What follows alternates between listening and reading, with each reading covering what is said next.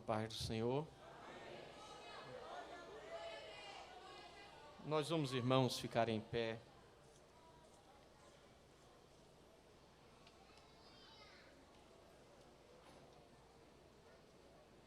E vamos dar prosseguimento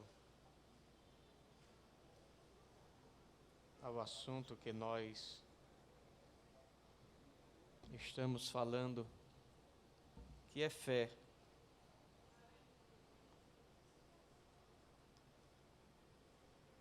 Vamos ler Hebreus capítulo 11. Vamos ler, irmão, Hebreus, ao invés de 11, capítulo 10, e o versículo 38. Hebreus 10 e 38. E versículo 39. Mas o meu justo viverá da fé, e se ele recuar, a minha alma não tem prazer nele. Nós, porém, não somos daqueles que recuam para a perdição, mas daqueles que creem para a conservação da alma. Amém. Podeis sentar, irmãos.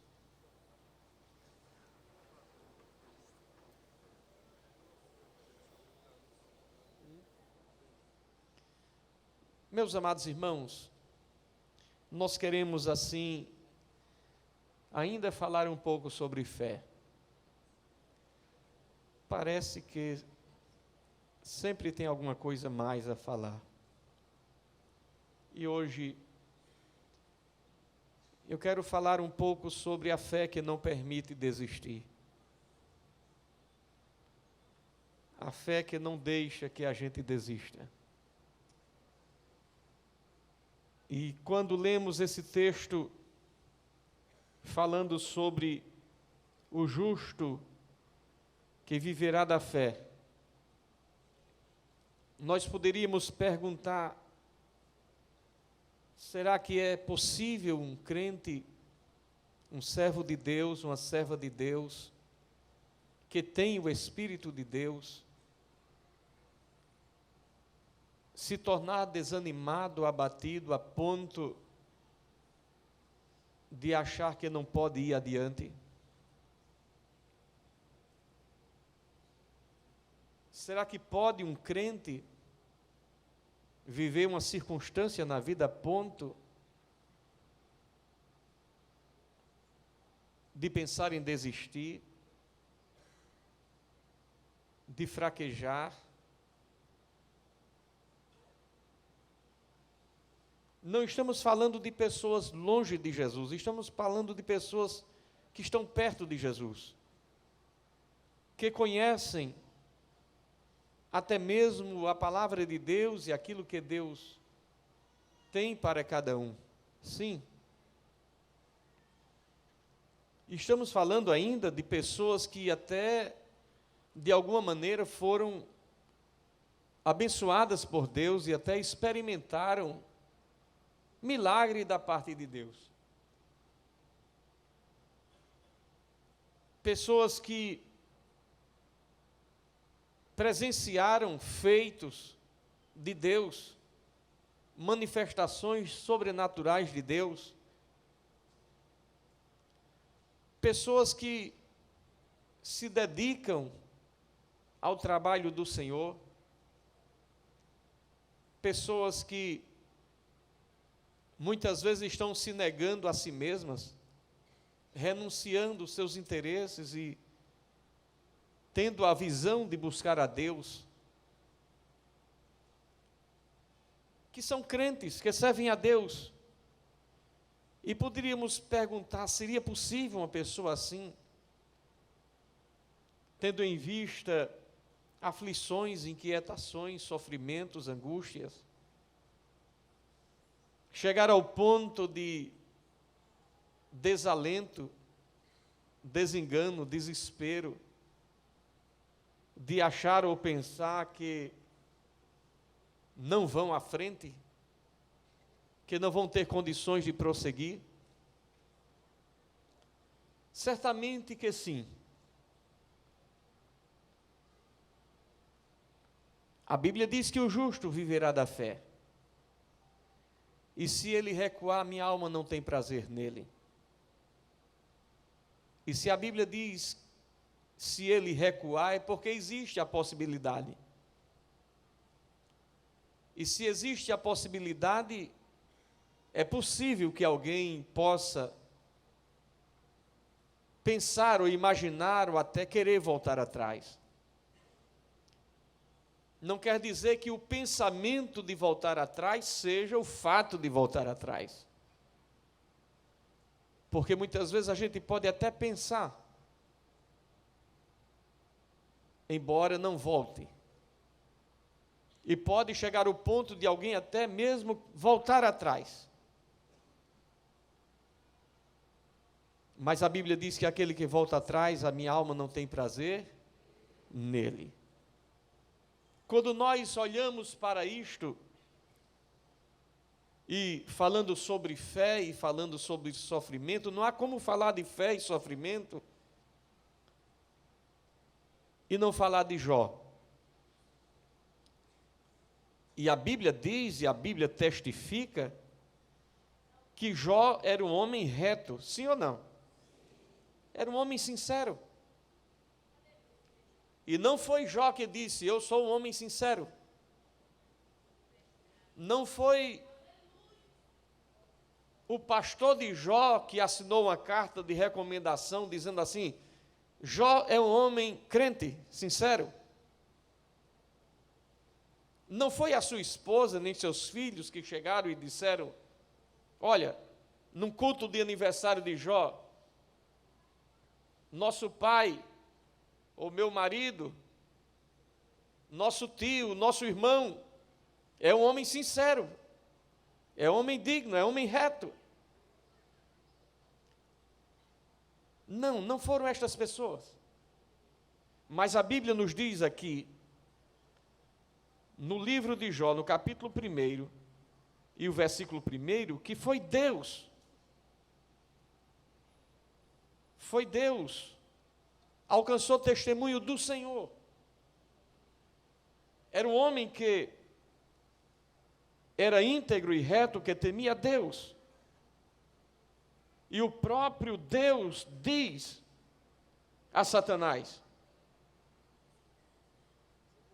no versículo 8, notaste, porventura, o meu servo Jó, que ninguém há na terra semelhante a ele, homem íntegro e reto, que teme a Deus e se desvia do mal?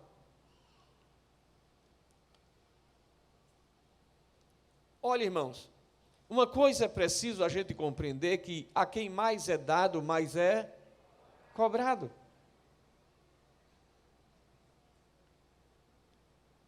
Quando Deus diz, tu viste meu servo Jó?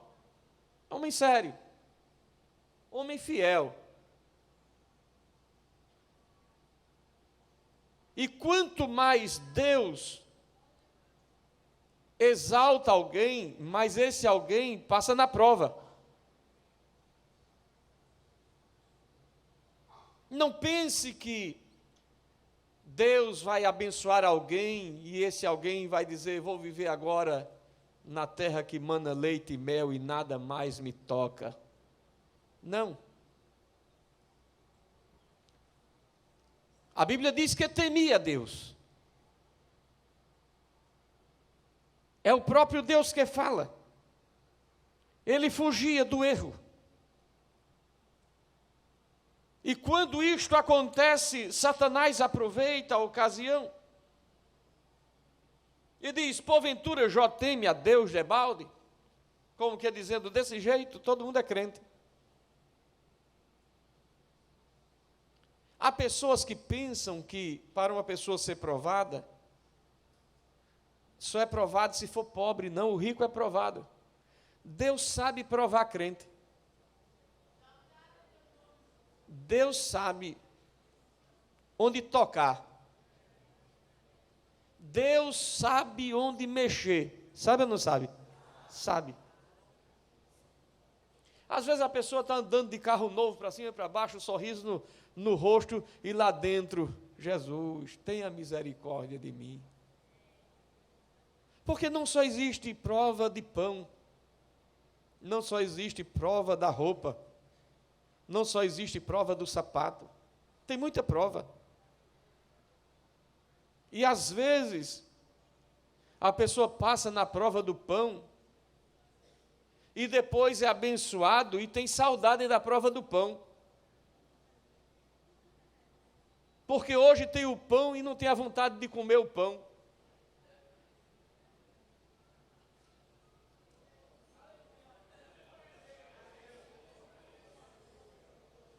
Deus, ele tem a sua estratégia. Mas a Bíblia diz que o justo viverá da... Jó enfrenta tanto sofrimento, tanta angústia.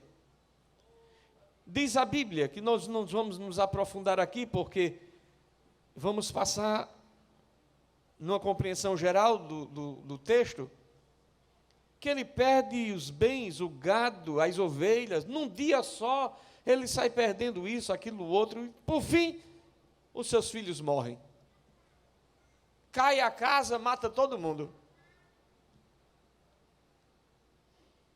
Chega ao ponto de Jó estar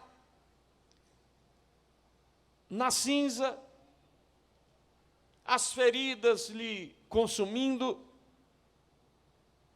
a ponto de parecer que não existe mais o que sofrer, porque chega uma hora que não sei o que é que eu vou passar mais, perdi filho, perdi gado, perdi tudo, perdi amigo, perdi tudo, sentado aqui no pó e na cinza, e agora estou à beira da morte. O que é que falta? Só falta morrer agora. Mas Deus diz, não, morre não. Morrer não morre não.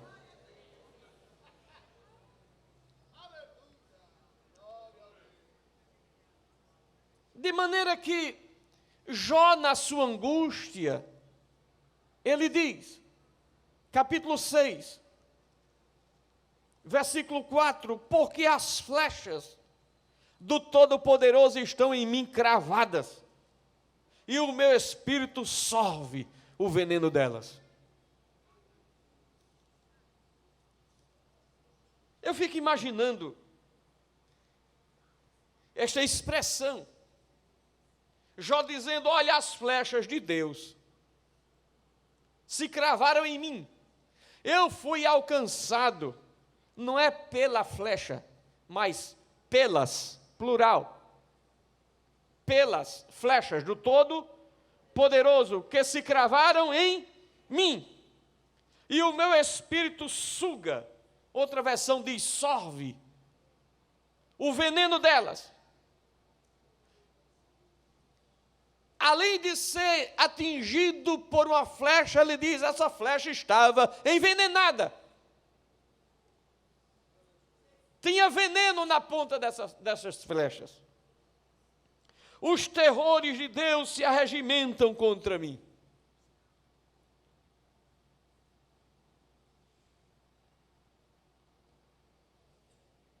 Aí o versículo 8 diz assim, quem dera que se cumprisse o meu rogo, e que Deus me desse o meu anelo, ou o que espero, que fosse do agrado de Deus esmagar-me. Olha, o desejo dele qual era? Ser esmagado, que soltasse a sua mão e me exterminasse.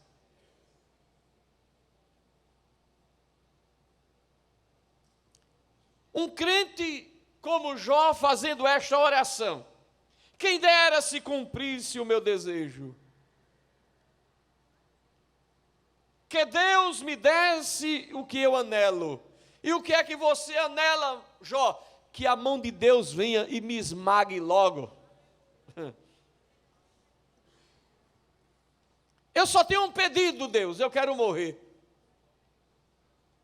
Eu quero ser eliminado.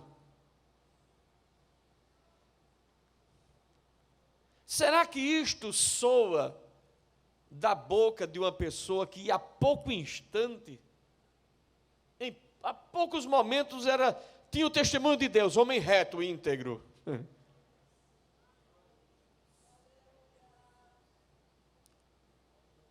homem sincero. Mas quando a prova bate na porta, se não for a graça e a misericórdia de Deus, a Bíblia diz que as aflições do justo faz ele o quê? Endoidecer. As aflições são tão grandes, que ele chega ao ponto de dizer: Senhor, que a tua mão venha e me esmague. Eu quero, Senhor, ser eliminado. Jó era um homem justo ou não era? Ele era justo. A Bíblia não diz ou não relata nenhum pecado de Jó a ponto de incriminá-lo. Não há nenhuma indução de que ele sofria por conta de algo que tivesse praticado. Mas era tão somente uma prova na vida de Jó.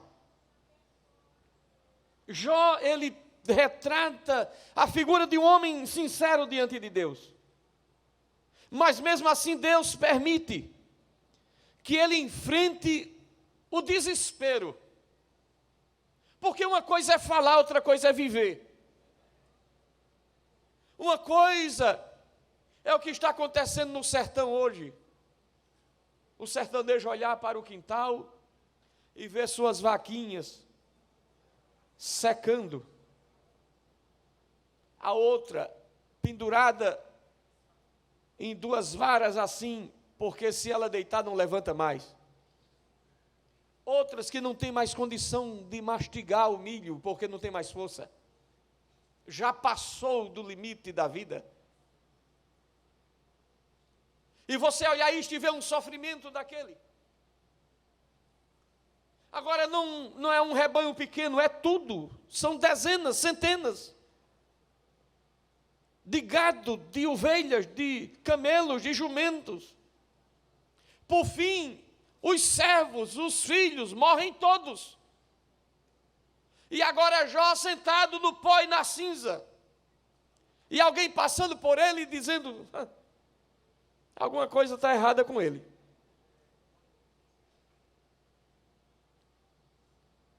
Jó chegou ao ponto de dizer no capítulo 7, e o versículo 3, o seguinte: assim se me deram meses de escassez. E quando eu leio isto aqui, me dá a impressão de que não foi uma semana de prova. Nos faz compreender que não foi um mês. Uma coisa que foi de manhã e no outro dia já estava tudo resolvido, não. A Bíblia diz aqui: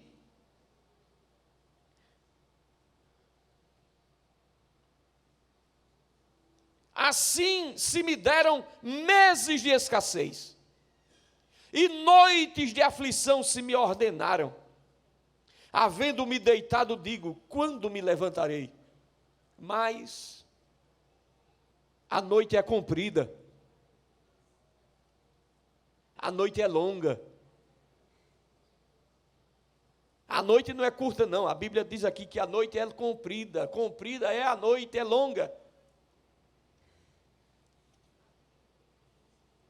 Farto-me, estou cansado de me mover na cama, para lá e para cá, até o dia amanhecer.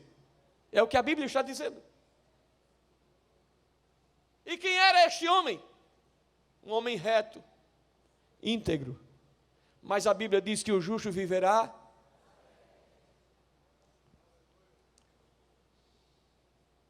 No capítulo 7, e o versículo 15, vem o desespero. Quando ele diz: de modo que eu escolheria antes ser estrangulado e a morte do que estes meus ossos. Parece que ele olhava para os seus ossos já aparecendo com a carne apodrecendo. A minha vida abomino e não quero viver para sempre. Retira de mim, pois os meus dias são vaidade. Que é o homem para que tanto o engrandeças e ponha sobre ele o teu pensamento. Versículo 20. Se peco, que te faço a ti, ó guarda dos homens? Por que me fizeste alvo dos teus dardos? porque a mim mesmo me tornei pesado. Eu estou pesado para mim mesmo.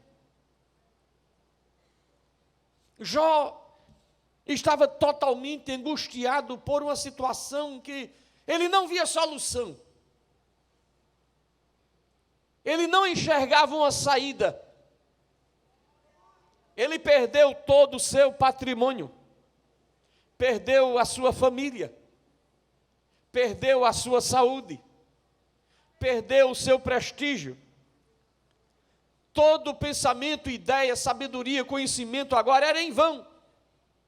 Não tinha alternativa para ele. E quando tudo isso acontece, chegam os amigos. Os que vêm para nos trazer palavra de ânimo.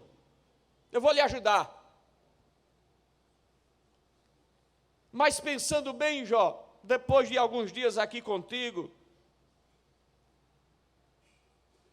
eu não entendo. Enquanto Jó estava buscando entender o que estava se passando com ele, os seus amigos agora vêm colocar em dúvida a sua integridade. Eles não estavam compreendendo como pode um homem de Deus passar por um sofrimento daquele, uma prova daquela, onde emocionalmente, fisicamente, socialmente, espiritualmente estava totalmente abalado.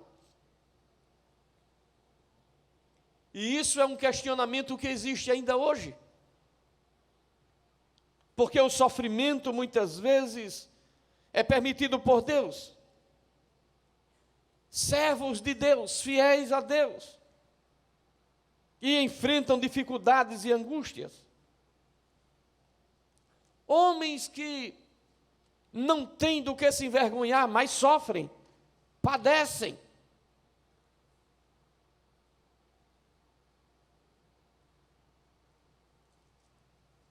Como você se sentiria se a pessoa bem pertinho de você viesse no meio da sua angústia e da sua prova e duvidasse da sua integridade?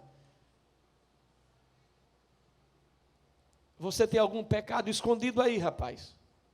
Olha, mulher, melhor você confessar. Alguma coisa está errada. E ninguém sofre assim, não. Alguma coisa tem. Será que Deus estava desprezando Jó? A Bíblia diz, e Jó sabia, que ele não tinha problema nenhum para com Deus. No capítulo 10, versículo 2, diz o texto: direi a Deus, não me condenes. Faze-me saber por que contendes comigo. Ele faz uma pergunta: tens prazer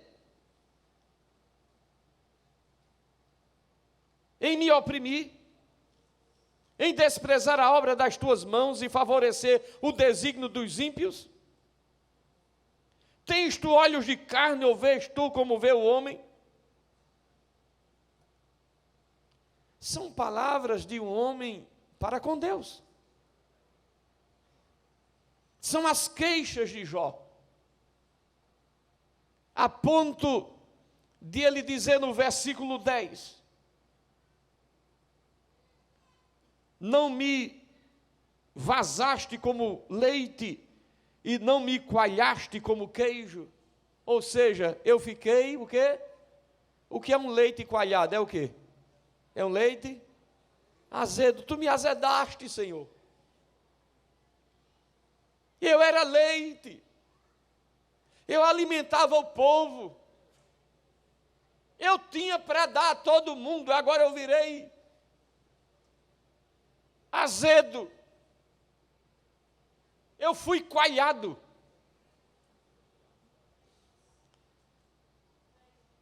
Tu agitaste a minha vida. Minha vida foi colocada de cabeça para baixo. Estava tudo bem. Caminhava tudo certo. Mas num dado momento, desandou. Coalhou. Azedou. No capítulo 13, versículo 14, ele diz: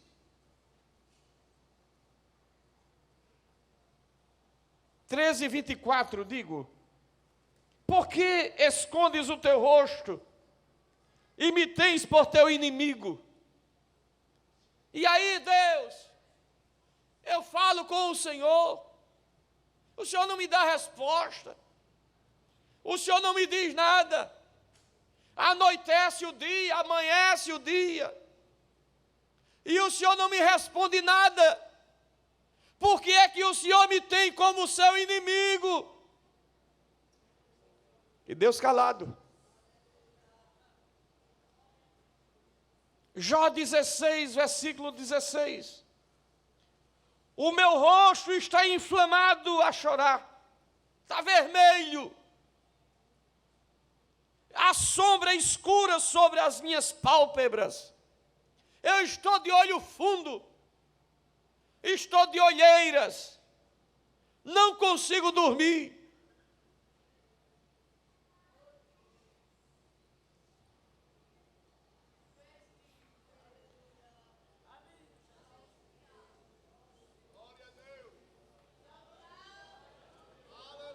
Mas a Bíblia diz que o meu justo viverá da fé.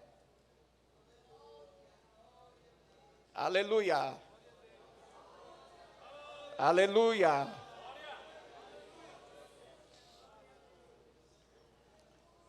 Parece que a gente não tiver cuidado de ficar agarrado aqui com Jó, mas eu vou largar Jó. Porque eu quero ainda falar de Jeremias.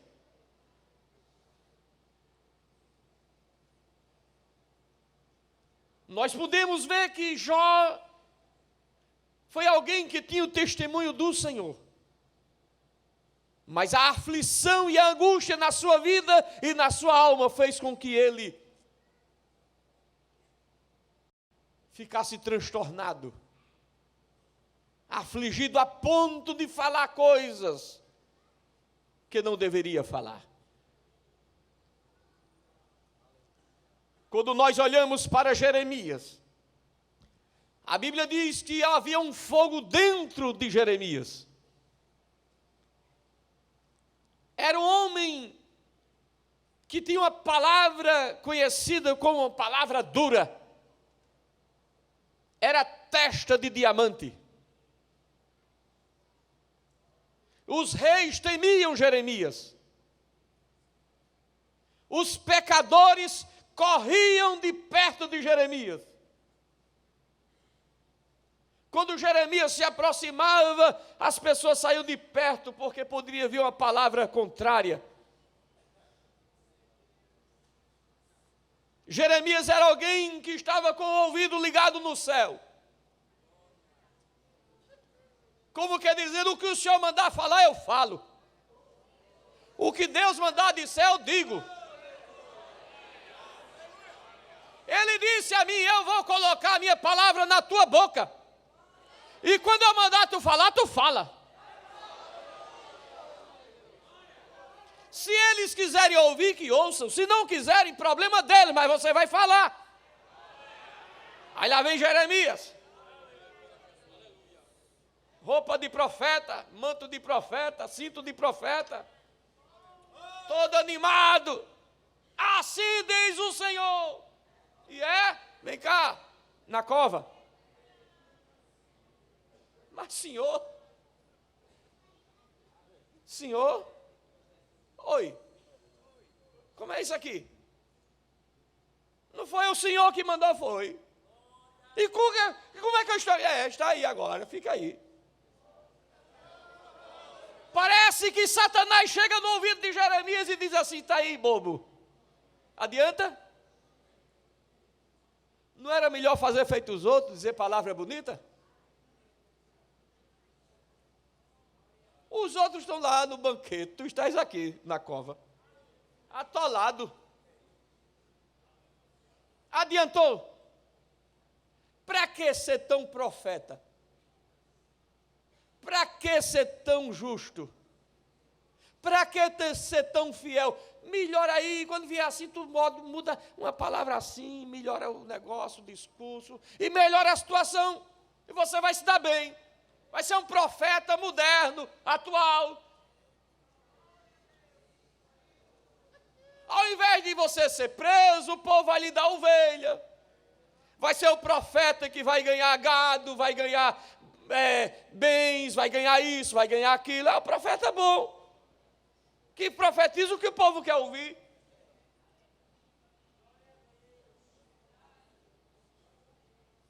Aí Jeremias disse: Senhor, tu me enganaste, tu me seduziste, tu vieste com aquela conversa bonita, testa de diamante,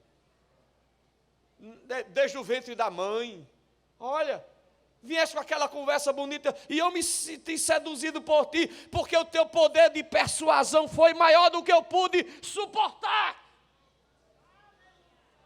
Sabe de uma coisa, Senhor? Eu não profetizo mais. Levante outro.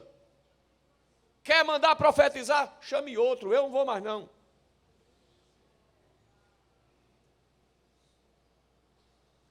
Está lá em Jeremias, no capítulo 20, versículo 7.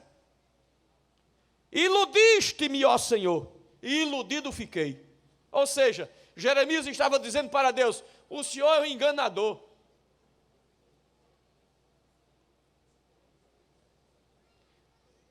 O Senhor me chamou para ser profeta somente para o povo zombar de mim. E é todo dia, e o dia todo.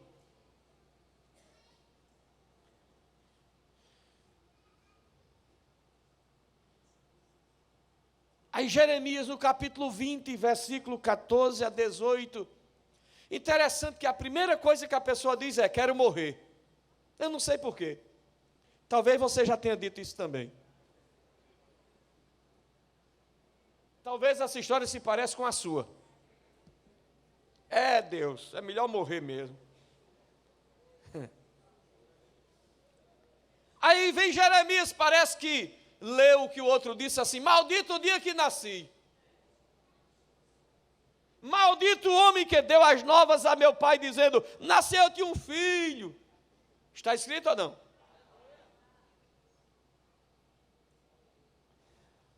Por que não me matou Deus no ventre da minha mãe? Que a minha mãe fosse o meu caixão, o meu sepulcro, eu morria lá dentro dela. Por que eu saí do ventre tão somente para ver trabalho e tristeza e para que se consumam de vergonha os meus dias? Isso se parece com a palavra de uma pessoa, profeta de Deus, daquele que labareda de fogo? É. Mas era Jeremias falando. Mas eu vou largar Jeremias e vou falar de Elias. Tenha calma. Quem foi Elias? Profeta. Homem que dizia assim: não chove e não chovia. Pronto, acabou. Segundo a minha palavra, acabou. Elias disse: não vai chover. Aí chegou, isso é uma ilustração que eu vou fazer. O anjo chegou lá e disse: Deus, um homem lá embaixo disse que não vai chover não. Quem foi que disse? Como é o nome dele? Elias. Ah, então não chove. Se Elias disse, não chove.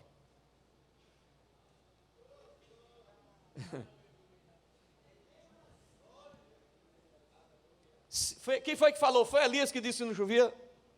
Chove não. Fecha a torneira. Chove não. Se Elias disse que não chove, pois não chove. Eu tenho um compromisso com ele. Chove não. O que é isto? Isto é intimidade com Deus ou não?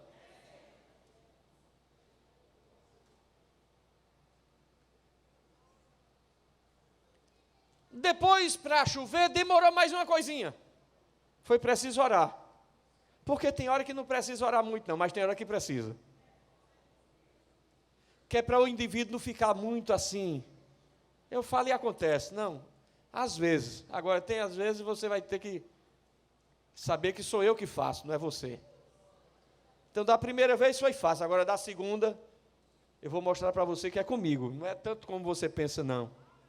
Eu vou mostrar a sua limitação, a sua incapacidade, a sua humanidade. Eu vou fazer agora, tenha paciência, vai ser do meu jeito e não do seu. Tem hora que eu faço do seu jeito e tem hora que eu faço do meu jeito. Tem hora que eu faço na tua hora e tem hora que eu faço na minha hora, e você vai ter que esperar.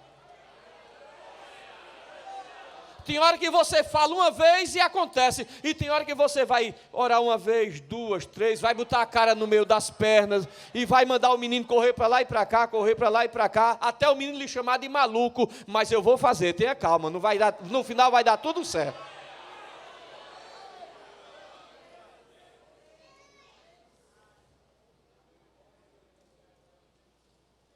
Embora Elias fosse já um homem de idade avançada, mas ele acaba correndo mais do que a carruagem do rei.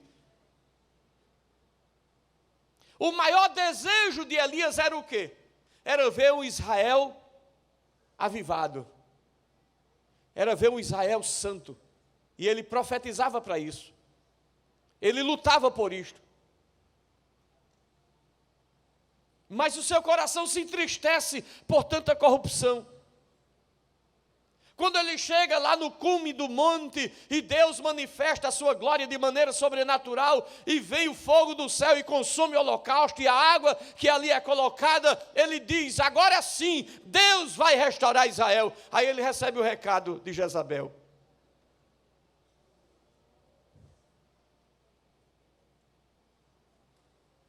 E aquele que era tão afoito, que chegou para Acabe e disse, perturbador de Israel é tu e a tua casa.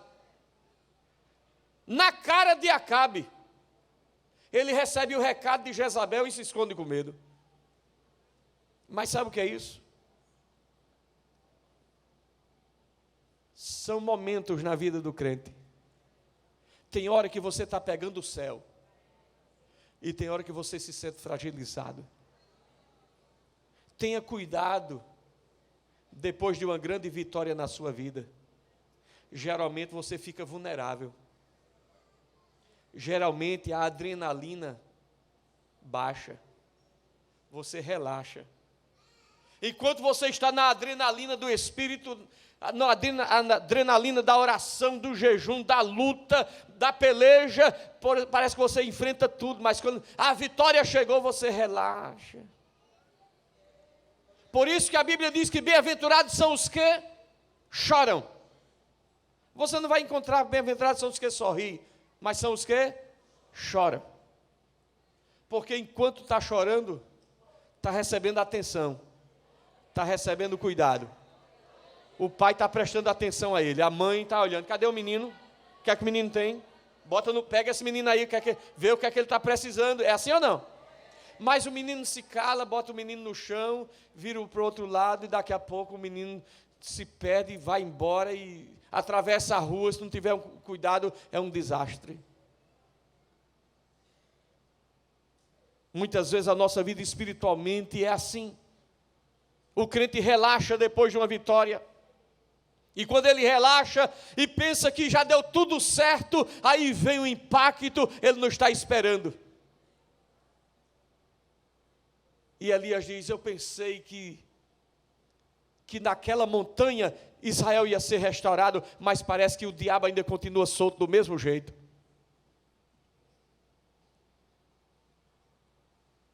E Elias corre, se deita debaixo de um zimbro, e o que é que ele pede?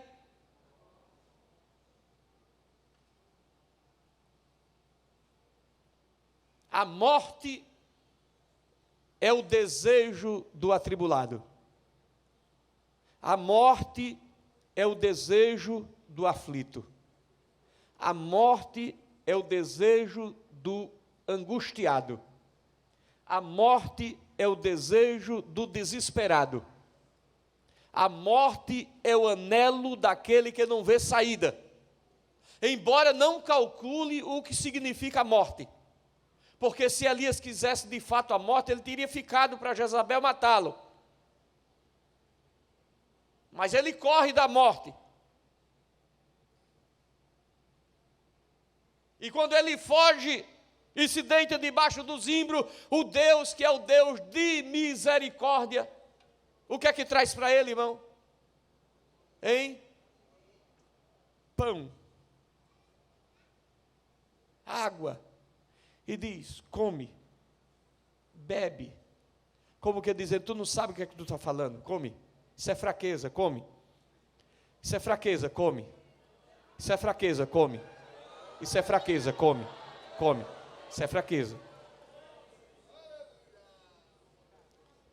Você chegou fraco. E o fraco delira. O fraco não tem noção do que fala. O fraco fala do que não sabe. Então coma pão, beba água. Você precisa de força. E ele come, bebe e dorme. Aí Deus diz: não, mais uma dose. Coma de novo. Beba de novo. Coma mais. Beba mais. Você precisa de força. E diz a Bíblia que com a força daquela comida, ele caminha o quê? 40 dias e vai por dentro do deserto e entra numa caverna. E fica lá. Basta, toma agora, ó Senhor, a minha alma, pois não sou melhor do que meus pais. Era o bonzão ele. Eu sou bom. Não sou melhor, mas sou igual.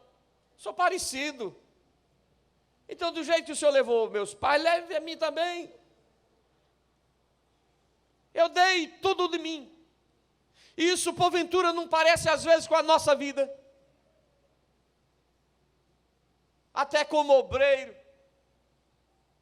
que diz assim: eu dei tudo, eu fiz tudo, eu lutei, pelejei, trabalhei, não tinha horário para levantar, não tinha horário para dormir, não tinha horário para comer, e eu lutei, e eu fiz, e eu trabalhei, e eu pelejei, e eu preguei, e eu ensinei, e orei, e fiz tudo o que podia fazer, e agora tudo desandou.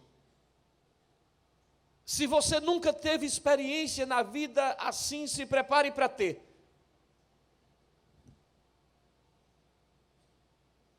Porque na vida de todo crente, sempre vai ter o momento do deserto e o momento da caverna.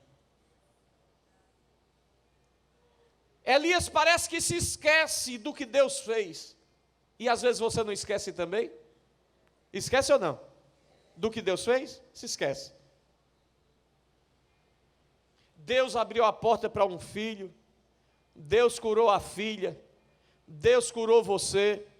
Deus deu um livramento de morte ao teu marido. Deus repreendeu a enfermidade da tua filha. Deus deu uma vitória de uma casa. Deus deu a vitória de um carro. Deus deu a vitória do emprego, mas quando bate o problema, a gente se esquece de tudo. Parece que zerou. Diga para sua irmã, para seu irmão que está do lado: quantas bênçãos.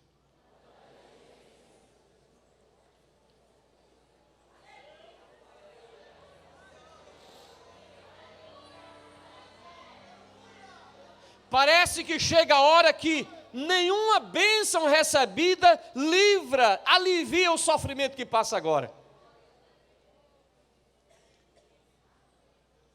Quantas vezes a gente vê crente frustrado, procurando culpar fulano, beltrano.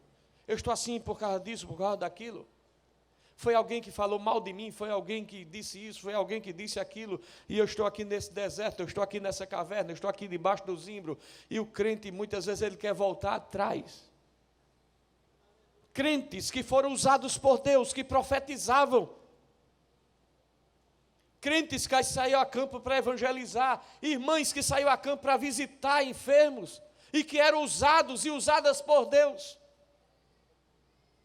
e que se colocar o termômetro espiritual hoje, parece que esfriou.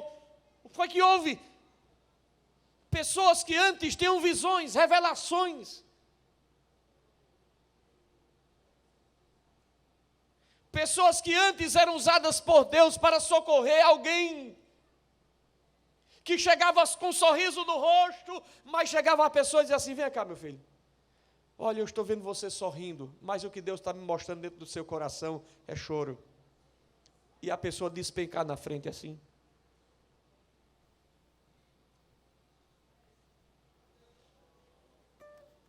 Pessoas que de repente se deprimiram, se frustraram, se angustiaram, pararam, não oram, não cantam, não se alegram, não tem motivação, não tem brilho, não tem energia, está faltando gás espiritual, está faltando mover de Deus, está faltando graça, e a pessoa se torna triste, amargurada, e depois fui caluniada, falaram de mim, disseram isso, disseram aquilo, e fica lá dentro da cova, como estava Jeremias, dizendo: Senhor, não profetizo mais. Está dentro da caverna, como Elias, dizendo: Senhor, eu não quero mais isso para mim não, aqui está bom, encerra, me leva daqui mesmo, eu quero morrer. Como Jó dizendo: Senhor, que tua mão venha sobre mim e me esmague. E o plano de Deus era totalmente diferente. E o plano de Deus é totalmente diferente na tua vida.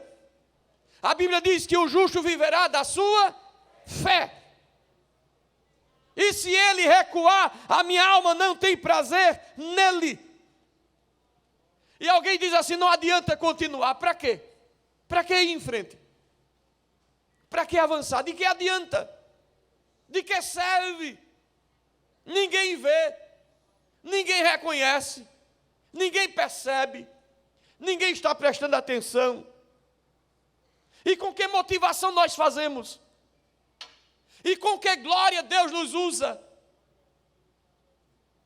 Quando eu sou usado por Deus para alguém, o meu negócio não é com alguém, o meu negócio é com Deus.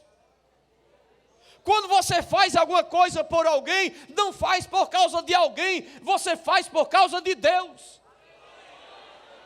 Quando você faz alguma coisa para alguma pessoa, você não faz por causa da pessoa, você faz por causa do Senhor. É Deus que diz: faça, e você faz.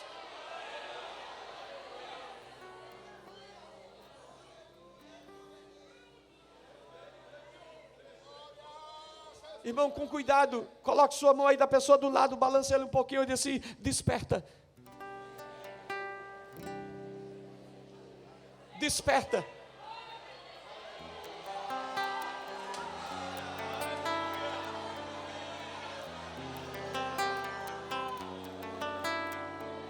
Não fica aí dizendo: Deus me abandonou, Deus me deixou, ninguém olha para mim. É mentira.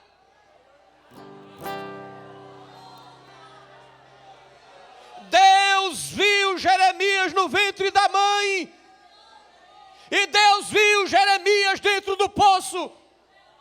Deus viu Jó diante do altar de madrugada, sacrificando pelos seus filhos, e Deus viu Jó em cima do caco do pó da cinza, reclamando com Deus.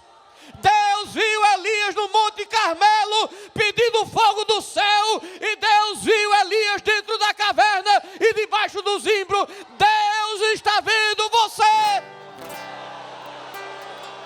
Debia camaçou debia.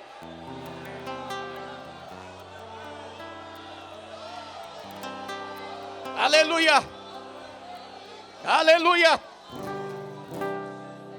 Deus viu quando você profetizava, quando você orava, quando você cantava hinos espirituais. Deus viu quando você evangelizava, quando você ia para a escola dominical, quando você ia para a vigília. E Deus está lhe vendo hoje, murmurando, falando com um, falando com o outro, reclamando disso, reclamando daquilo. Deus está vendo, mas Deus nesta noite está dizendo para você: coma pão, coma pão, coma pão. Beba água, beba água.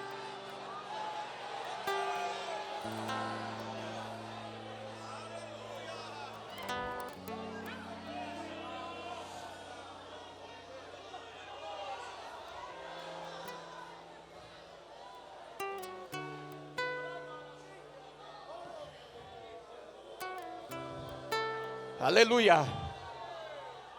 Aleluia.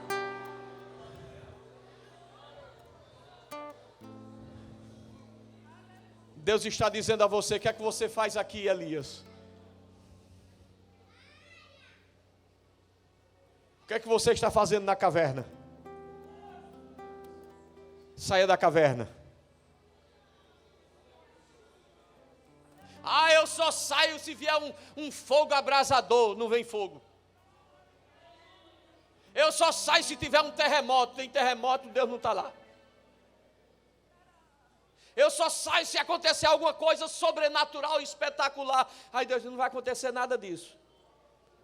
Eu estou falando com você, na voz mansa e suave. Você quer sair ou não?